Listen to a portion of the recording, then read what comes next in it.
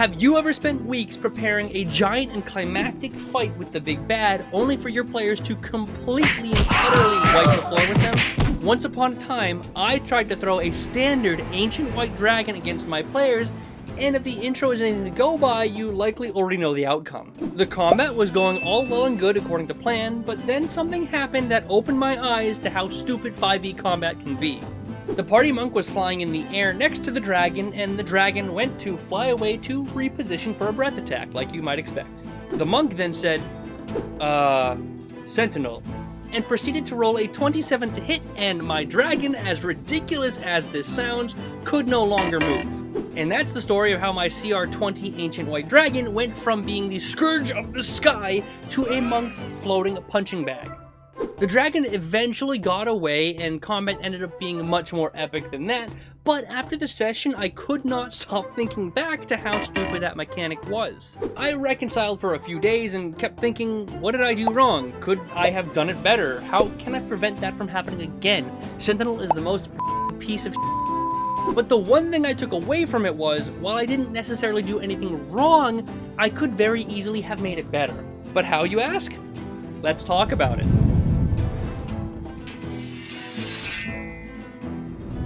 So how do we make fun and memorable boss encounters? Well, the answer is actually pretty simple. Cheat.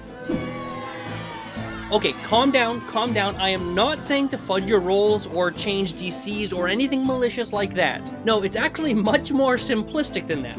Think about this. Have you ever compared a player's character sheet to a creature's stat block? Let's take the Kobold stat block, for example. It has all the things you might expect, like hit points, AC, and all that, alongside another feature called Pack Tactics.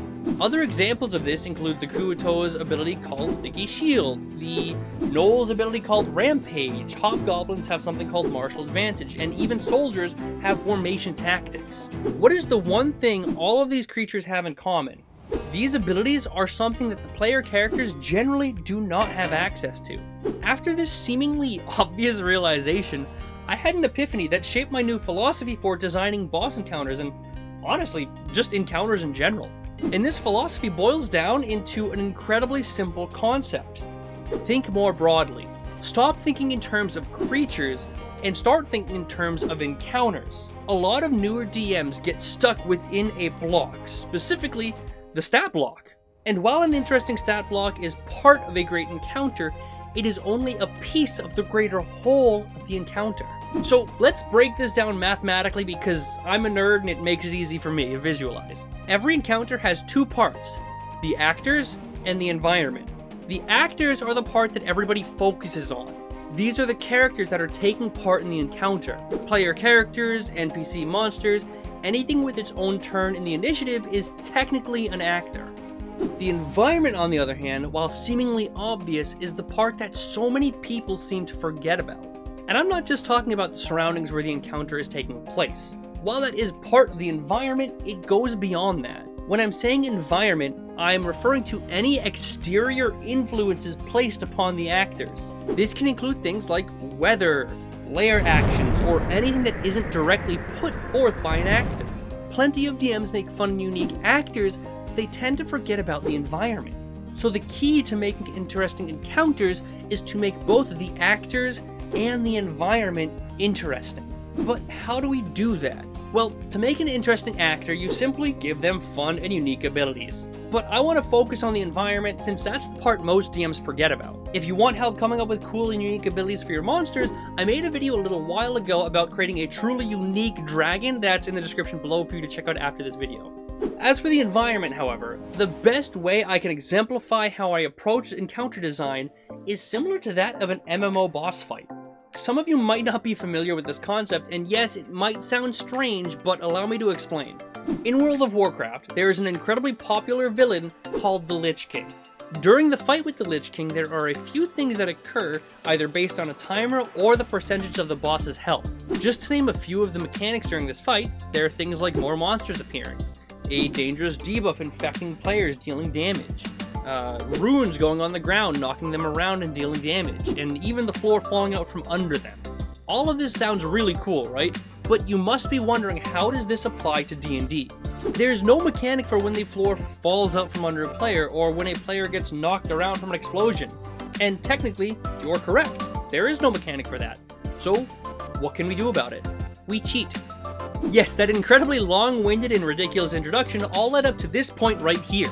There's no mechanic for much of what I just mentioned, so what do? We make it the f*** up. It's not technically cheating, but you see where I was going with that.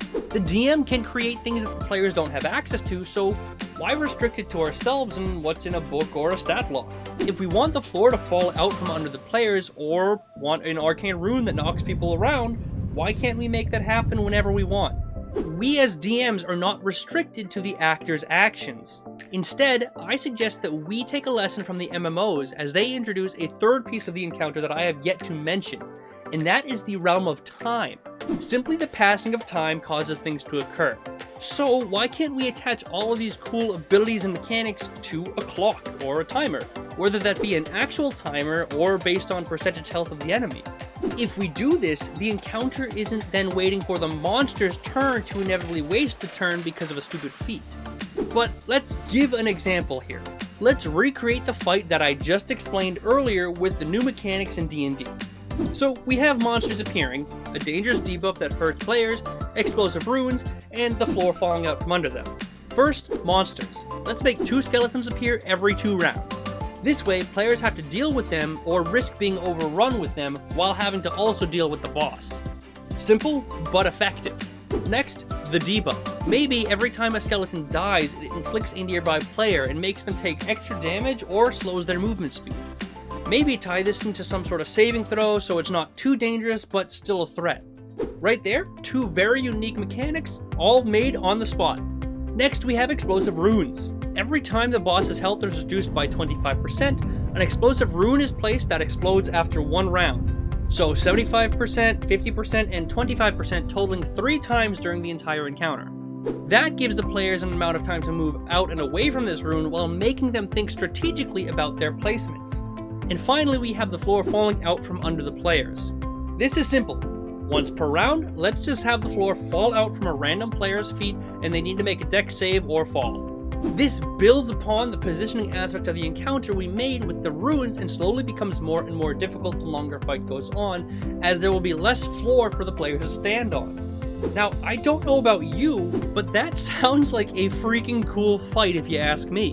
While they are cool features, if we tied any of those to the monster's stat block, you would only ever really use 1 or 2 of them.